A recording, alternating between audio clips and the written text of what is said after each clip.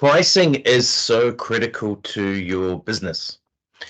If you get your pricing right, that is going to help you bring in the right amount of money in through the door. Having a bit more money gives you a bit more space to employ someone else. Employing someone else gives you the ability to leverage your time, focus on your business, and scale. So pricing is really, really critical. Now, I'm going to talk briefly here about um, what you need to do when you're pricing, and there's sort of four key steps that we go through, right? So to get the perfect pricing, discover your value, beat the competition, craft your strategy, test and refine. Today we're going to look at the very specific piece around calculating your profit. Now, this is very specific for construction, service, trades, these sort of things, right? This is where it really, really is. Where it works really well. And the first one here is calculating your chargeable hours. So to calculate your chargeable hours, you need to understand, you need to be able to reduce the amount of times that you're not on jobs.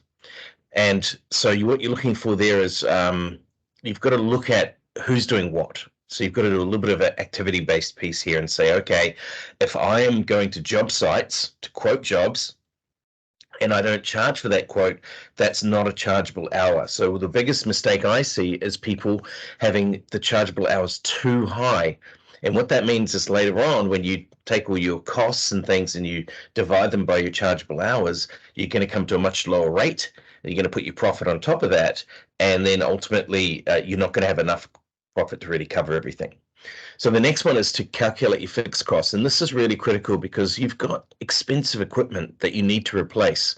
You've got vehicles, you've got repairs, you've got equipment, you've got rent, you may have someone who works in the office who is helping you do all your administration. You've got to get all those things together, and you've got to be able to say, right, these are the things that it doesn't matter how many jobs I do, it doesn't change these costs so much. The next one is to take all the costs that directly relate to jobs. These are your job-related costs. So these are the staff that work on the jobs primarily, and there may be some other things as well. The things that you don't charge directly to the customer. If you're charging them for materials, well, then you don't need to include them here because you're going to charge directly for them. But anything else that you're not charging for, that goes to the job site, that does the work, that goes in here. And the reason that you want to separate those two things is that these are going to change based on the job, but the fixed costs are going to be linked to the hours that you can charge.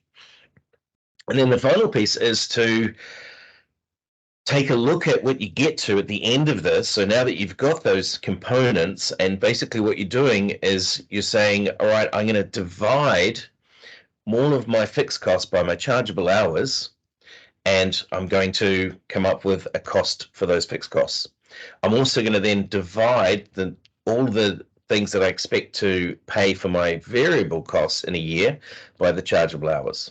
And that's going to give me my rate of chargeable hours for those guys. We put those two things together, we add a profit, and the best thing to do then is to check that profit on the last 10 jobs. So you check that, look at your last 10 jobs or so and say, right, how did we go against the last 10 jobs? It's like a sense check. So it's 4 steps. It is a little bit complicated. I get that, but here to help. So jump on a discovery call and I can help you with this stuff. Thanks.